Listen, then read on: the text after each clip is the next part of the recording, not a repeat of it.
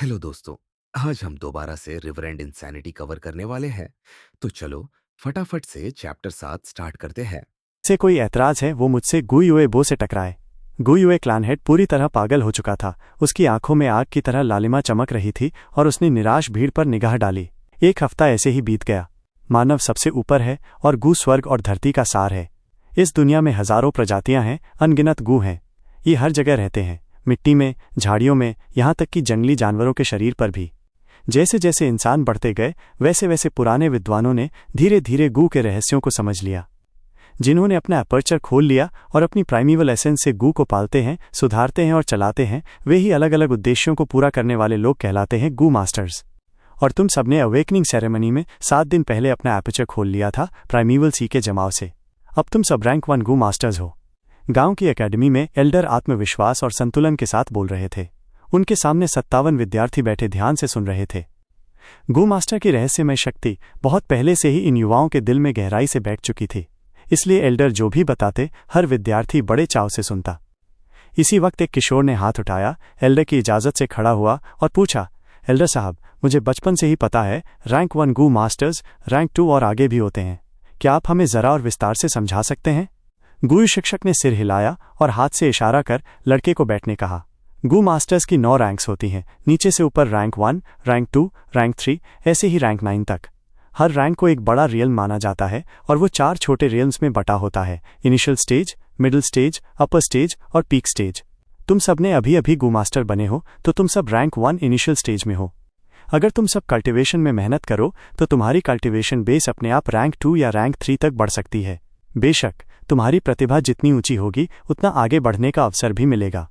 D grade talent में प्राइमीवल सी aperture के लगभग 2-3 लेयर्स लेता है। ऐसे लोग रैंक 1 से रैंक 2 तक ही पहुंच पाते हैं। सी ग्रेड टैलेंट में प्राइमीवल सी एपर्चर के 4-5 लेयर्स लेता है। ऐसे लोग ज्यादातर रैंक 2 तक रुक जाते हैं, पर कभी कभार कोई भाग्यशाली रैंक 3 इनिशियल स्टेज तक पहुंच सकता है। बी टैलेंट्स में प्राइमीवल सी एपर्चर के 6-7 लेयर्स लेता है। ये रैंक 3 तक या रैंक 4 तक भी पहुंच सकते हैं। और ए ग्रेड टैलेंट में प्राइमीवल सी बहुत भरपूर होता है, एपर्चर के 8-9 लेयर्स तक भरा होता है। ऐसे लोग सबसे प्रतिभाशाली और गू मास्टर की कल्टिवेशन के लिए सबसे उपयुक्त माने जाते हैं और रैंक 5 तक पहुंच सकते हैं। जहां तक रैंक 6 और उससे ऊपर के गू मास्टर्स का सवाल है, वे सब लेजेंड्स हैं। मैं भी पूरी तरह नहीं जानता। गुए क्लैन में कभी भी रैंक 6 गू मास्टर नहीं हुआ, लेकिन रैंक 4 और रैंक 5 गू मास्टर्स पहले हो चुके हैं। किशोरों के कान खड़े हो गए, आंखें चमक उठीं। कईयों ने तुरंत गुए फैंग जिंग की ओर देखा जो पहली पंक्ति में तनकर बैठा था। आखिर वो ए ग्रेड टैलेंट था। उनकी आंखों में ईर्ष्या और जलन थी। वहीं कुछ लोगों ने कक्षा के आखिरी कोने की ओर नजर डाली। खिड़की के पास कोने में गुयुए फांग युआन बैठा, मेज पर झुका, गहरी नींद में सो रहा था। देखो, अभी भी सो रहा है, किसी ने फुसफुसाकर कहा। वो तो पूरे हफ्ते से लगातार सो रहा है, फिर भी जागा नहीं, किसी और ने कहा। और भी सुनो, मैंने सुना है रात भर जागकर वो गांव के किनारे भटकता रहता है। लोगों ने कई बार उसे देखा है, वो हाथ में शराब का घड़ा लिए नशे में धुत बाहर पड़ा रहता है। शुक्र है पिछले कुछ सालों में गांव के चारों ओर की सफाई कर दी गई है, नहीं तो खतरा रहता। सहपाठी धीरे धीरे तरह तरह की बातें कर रहे थे। गपशप हवा की तरह फैल रही थी। झटका ही इतना बड़ा था, जिसे सालों तक जीनियस कहा गया वही आखिरकार सी ग्रेड टैलेंट निकला।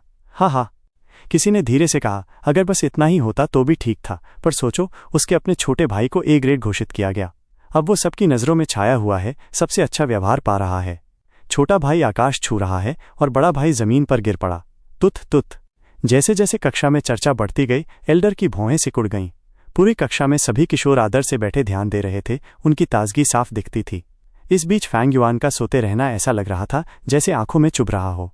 हफ्ता हो गया पर अभी भी इतना हताश है। शायद मैंने ही गलत आकलन किया था। इसे कैसे जीनियस मान लिया? एल्डर ने मन में खिन्न होकर सोचा। उन्होंने कई बार फैंग युआन से इस बारे में बात की थी, पर कोई असर नहीं हुआ। फैंग युआन हमेशा अपनी मर्जी करता, कक्षा में भी सोता रहता। एल्डर का सिर दर्द से भर गया था। छोड़ो, ये तो सी ग्रेड है। अगर इतना सा झटका नहीं झेल सकता तो इसके जैसे स्वभाव वाले को पालने में क्लैन का संसाधन ही बर्बाद होगा, कोई लाभ नहीं। एल्डर का दिल फैंग युआन से पूरी तरह डिसअपॉइंटमेंट से भर गया। फैंग युआन तो बस सी ग्रेड था, जबकि उसका छोटा भाई फैंग जेंग ए ग्रेड टैलेंट था। अब यही वो था जिस पर क्लैन पूरी मेहनत करना चाहता था। एल्डर इन बातों को सोच ही रहे थे और साथ में सवाल का जवाब भी दे रहे थे। क्लैन के इतिहास में कई शक्तिशाली मास्टर्स हुए हैं। रैंक 5 मास्टर्स 2 थे। उनमें से एक पहले पीढ़ी के क्लैन हेड हमारे पूर्वज थे जिन्होंने गु युए विलेज बसाया। दूसरा चौथा क्लैन हेड था, वह असाधारण प्रतिभाशाली था और रैंक 5 गु मास्टर तक पहुंच गया। अगर उस नीच गंदे फ्लावर वाइन मंक ने उस पर अचानक हमला ना किया होता तो शायद वो रैंक 6 तक पहुंच जाता, कौन जाने। इतना कहते ही एल्डर ने गहरी सांस ली। मंच के नीचे किशोरों ने गुस्से से शोर मचाना शुरू कर दिया। सब फ्लावर वाइन मंक की वजह से हुआ। वो बहुत चालाक और धूर्त था। अफसोस, हमारा चौथा क्लैन हेड बहुत दयालु और नरम दिल था और कम उम्र में ही चल बसा। काश मैं कुछ 100 साल पहले पैदा होता। अगर उस डीमन को देखता तो उसका कुरूप चेहरा नोच डालता। चौथे क्लैन हेड और फ्लावर वाइन मंक की कहानी पूरी गुयू क्लैन जानता है। फ्लावर वाइन मंक भी रैंक 5 गु मास्टर था। उस समय डीमन फैक्शन में बड़ा नामी फूल चोर था। कुछ 100 साल पहले वो किंग माओ माउंटेन आया और गु युए विलेज में अपराध करने की कोशिश की, लेकिन चौथे क्लैन हेड ने उसे पकड़ लिया। एक जबरदस्त युद्ध के बाद फ्लावर वाइन मंक इतना पिट गया कि घुटनों पर गिरकर दया की भीख मांगने लगा। चौथा क्लैन हेड दयालु था, उसने उसे छोड़ने का निश्चय किया, पर अचानक फ्लावर वाइन मंक ने छिपकर हमला कर दिया और क्लैन हेड को गहरी चोट पहुंचाई। क्लैन हेड क्रोधित हुआ और वहीं उसे मार डाला, मगर उसकी गंभीर चोटें ठीक नहीं हो सकी और अंततः वो मर गया। इसलिए गु युए क्लैन के दिलों में चौथा क्लैन हेड एक महान नायक था जिसने गांव के लिए अपना जीवन बलिदान दिया। Flower wine monk. कक्षा के शोर से जागकर फैंग युआन ने नींद भरी आंखें खोली। उसने शरीर फैलाया और मन ही मन झुंझलाकर सोचा, ये फ्लावर वाइन मंक आखिर मरा कहाँ था? क्यों मैं उसकी विरासत अब तक पूरे गांव में खोजने पर भी नहीं पा सका? उसकी यादों में एक गु मास्टर था जो टूटे दिल से बहुत शराब पीने लगा था। लगभग 2 महीने बाद वो नशे में धुत होकर गांव के बाहर पड़ा था। उसकी शराब की तेज गंध से अनजाने में एक लिकर वर्म आकर्षित हो गया। वो गु मास्टर बहुत खुश हुआ और उसे पकड़ने का निश्चय किया। लिकर वर्म तुरंत भाग निकला। गु मास्टर उसके पीछे दौड़ा और पीछा करते हुए उसने एक भूमिगत गुफा का रास्ता खोज लिया। लिकर वर्म बहुत ही कीमती और महंगा गु था। वो आधे नशे में गु मास्टर जोखिम उठाकर गुफा में चला गया और अंदर उसने फ्लावर वाइन मंक की हड्डियां और उसकी छोड़ी हुई विरासत पाई। जब गु मास्टर गांव लौटा उसने सबको बताया और पूरे क्लान में हड़कंप मच गया। बाद में उसी गु मास्टर को उसका बहुत लाभ मिला। उसकी कल्टीवेशन बेस अचानक तेजी से बढ़ गई। उसकी वो प्रेमिका जिसने पहले उसे छोड़ दिया था फिर उसकी ओर खिंचाई और वो कुछ समय के लिए क्लान में चर्चा का केंद्र बन गया। दुर्भाग्य से मुझे बस इस खबर के टुकड़े टुकड़े ही याद हैं। मुझे असली स्थान कभी पता नहीं था। काश मैंने सोचा होता कि आज मैं पुनर्जन्म लेकर फिर से लौटूंगा। फ्लावर वाइन मंक, तू आखिर मरा कहाँ था? पिछले कुछ दिनों से फैंग युआन बहुत सी शराब खरीद रहा था। जैसे ही रात होती वो गांव में भटकता रहता।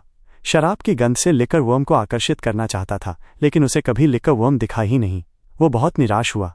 अगर मैं उस लिकर वर्म को पकड़कर अपना वाइटल गू बना लूं तो क्लैन के मूनलाइट गू से कहीं बेहतर होगा। पलक झपकते ही अप्रैल आ गया। अब ज्यादा समय नहीं बचा। फैंग युआन ने आह भरी और खिड़की से बाहर देखा। नीले आसमान और सफेद बादलों के नीचे हरे भरे पहाड़ दूर तक फैले थे। आसपास बांस का झुरमुट था। ये चिंग माओ माउंटेन का मशहूर स्पीयर बैम्बू था। हर बांस की डंडी सीधी रेखा जैसी और उसकी नोक भाले की तरह तेज। ज्यादा दूर नहीं जंगल भी हरा हो चुका था।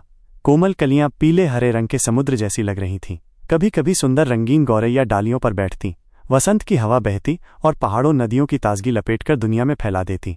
पता ही नहीं चला और कक्षा लगभग समाप्त हो गई। एल्डर ने अंत में कहा, इस हफ्ते मैंने तुम्हें सिखाया कि कैसे अपने अपर्चर के प्राइमीवल सी पर ध्यान लगाकर उसे परखना है और कैसे मेडिटेटिंग करके प्राइमीवल एसेंस को शरीर में इधर उधर चलाना है। अब समय आ गया है कि तुम सब अपना वाइटल गू रिफाइन करो। इस कक्षा के बाद तुम सब अकेडमी के गू रूम में जाओगे और वहां से एक गू वर्म चुनोगे। उसे चुनकर घर जाओ और रिफाइनिंग पर ध्यान दो। जब तुम सबने अपना गू रिफाइन कर लिया तब वापस आकर अकेडमी की कक्षा में शामिल हो सकते हो। यही तुम्हारी पहली परीक्षा होगी। जो भी इस परीक्षा को सबसे पहले पूरा करेगा उसे 20 प्राइमीवल स्टोन्स का बड़ा